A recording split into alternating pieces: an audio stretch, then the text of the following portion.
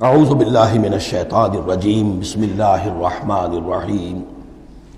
اب آ رہی ہے وہ اصل اہم بات جو میں نے آج ابتدا میں بیان کر دی تھی، وَمِنْهُمْ أُمِّيُّونَ، ان میں سے بھی ایک طبقہ تو ہے ان پڑھ لوگوں کا۔ اب دیکھیے امی اصل میں تو ایک طرح سے کہنا چاہیے کہ مشرکین عرب کے لیے لفظ ہے قرآن مجید میں۔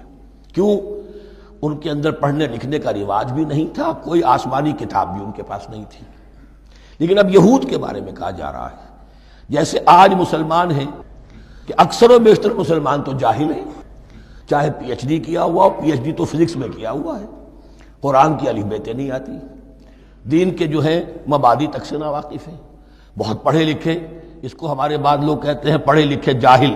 آج کی عظیم اکثریت مسلمانوں کے پڑھے لکھے مسلمانوں کی وہ پڑھے لکھے جاہلوں پر مشتمل ہے۔ اس میں شامل کر لیجئے ہماری اکثریت جو ہے ہی بغیر پڑھی لکھی، تو اب انہیں کیا پتا، وہ تو سارا اعتماد کریں گے علماء پر۔ کوئی بریلوی ہیں بریلوی علماء پر اعتماد کریں گے، کوئی دیوبندی ہیں وہ دیوبندی علماء پر اعتماد کریں گے، کوئی اہل حدیث ہیں وہ اہل حدیث علماء پر اعتماد کریں گے۔ منہم امیون، اب امیون کا سہارا کیا ہوتا ہے؟ منہم امیون لا یعلمون الکتاب الا امانیہ، وہ کتاب سے تو واقف نہیں ہوتے، اپنی کچھ خواہشات ہیں کہ جن کو جانتے ہیں۔ یہ خواہشات بعد میں کھل جائے گا، یہ خواہشات کیا ہیں؟ ہم تو اسرائیلی ہیں، ہم تو اللہ کے محبوب ہیں، ہم تو امت محمد میں ہیں، ہماری تو شفاعت ہو ہی جائے گی، یہ امانی ہے۔ تلک امانیہم، اور ہمیں تو جہنم میں داخل کیا بھی تو تھوڑے سے عرصے کے لیے، ہمیں نکال لیا جائے گا، یہ امانی ہے۔ تو ان کے پاس تو یہ تو ان امانی، امنیہ کہتے ہیں خواہش، امانی اس کی جمع ہے، یہ اپنی خواہشات، انگریزی کا لفظ صحیح تعبیر کرے گا وشفل تھنکنگ، یہ اپنی اس وشفل تھنکنگ کے سہارے جی رہے ہیں، علم ان کے پاس ہے ہی نہیں۔ وَإِنْهُمْ إِلَّا يَظُنُّونَ، اور وہ نہیں کچھ کر رہے مگر ظن و تخمین، گمان ہے، ان کے اپنے من گھڑت خیالات ہیں۔ فَوَيْلٌ لِّلَّذِينَ يَكْتُبُونَ الْكِتَابَ بِأَيْدِيهِمْ، تو اصل ہلاکت اور بربادی اور ویل کے بارے میں بعض روایات یہ بھی آئی ہیں کہ وہ جہنم کا وہ طبقہ ہے جس سے خود جہنم پناہ مانگتی ہے، سخت ترین۔ تو وہ ویل، وہ تباہی جو ہے ان کے لیے ہے جو کتاب لکھتے ہیں اپنے ہاتھ سے، ثم یقولون ھذا من عند اللہ، اور پھر کہتے ہیں یہ اللہ کی طرف سے ہے، لیشتروا بہ ثمنا قلیلا، تاکہ حاصل کر لیں اس سے کچھ بڑی گھٹیا سی حقیر سی قیمت، یعنی فتویٰ نویسی جس کا معاملہ ہے۔ اب کوئی شخص آیا، اس نے ایک رائے پوچھی، انہوں نے اپنا جو بھی ہے وہ لکھا اور کہا یہی دین کا تقاضا ہے، بس یہی علم ہے، یہی اللہ کی بات ہے۔ اب اس میں کتنا کچھ واقعتاً انہوں نے صحیح بات کہی ہے، کتنی ہٹ درمی سے کام لیا ہے، کتنی کسی رشوت کے مبنی کو رائے دی ہے، خود بدلتے نہیں قرآن کو بدل دیتے ہیں، وہ کس درجہ فقیہان حرم بے توفیق۔ تو یہ ان کے علماء کا کردار تھا۔ ثم یقولون ھذا من عند اللہ لیشتروا بہ ثمنا قلیلا فویل لہم مما کتبت ایدیہم، تو ہلاکت اور بربادی ہے ان کے لیے اس چیز سے کہ جو ان کے ہاتھوں نے لکھی، وویل لہم مما یکسبون، اور ان کے لیے ہلاکت اور بربادی ہے اس کمائی سے جو وہ کر رہے ہیں۔ یہ سارا دھندا جو ہے فتویٰ فروشی کا اور دین فروشی کا، اس کے لیے تباہی وہ اپنے لیے مول لے رہے ہیں، اس سے کوئی ان کو اللہ تعالیٰ کے ہاں کوئی اجر و ثواب نہیں ملے گا۔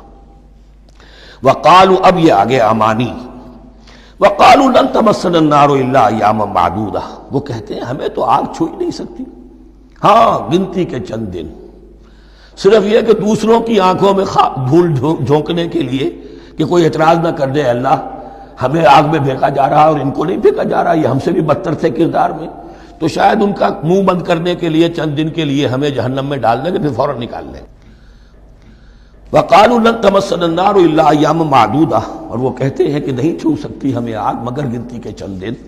قل اتخذتم عند اللہ عہدا، ان سے کہیے کیا تم نے اللہ سے کوئی عہد لے لیا ہے، کوئی قول و قرار ہو گیا ہے؟ فلن یخلف اللہ عہدہ، کہ تمہیں یہ یقین ہے کہ اللہ اپنے عہد کے خلاف نہیں کرے گا؟ ام تقولون علی اللہ ما لا تعلمون، یا تم اللہ کی طرف اس بات کی نسبت کر رہے ہو، تہمت جب لگا رہے ہو، جڑ رہے ہو یہ بات اللہ پر جو تم نہیں جانتے، جس کے لیے تمہارے پاس کوئی علم نہیں ہے۔ بلا من کسب سیئۃ، اب یہ انتہائی وہ یونیورسل ٹروتھس جو ہیں جو میں نے کہا تھا، ابدی حقائق، اس کی عظیم ترین حقیقت آ رہی ہے، نوٹ کیجئے۔ بلا، کیوں نہیں، من کسب سیئۃ، جس شخص نے جان بوجھ کر ایک گناہ کمایا، لیکن گناہ بڑا، کبائر، صغائر نہیں، سیئۃ یہ اس کی جو تنکیر ہے وہ ایک کا فائدہ بھی دے رہی ہے اور تفخیم کا بھی۔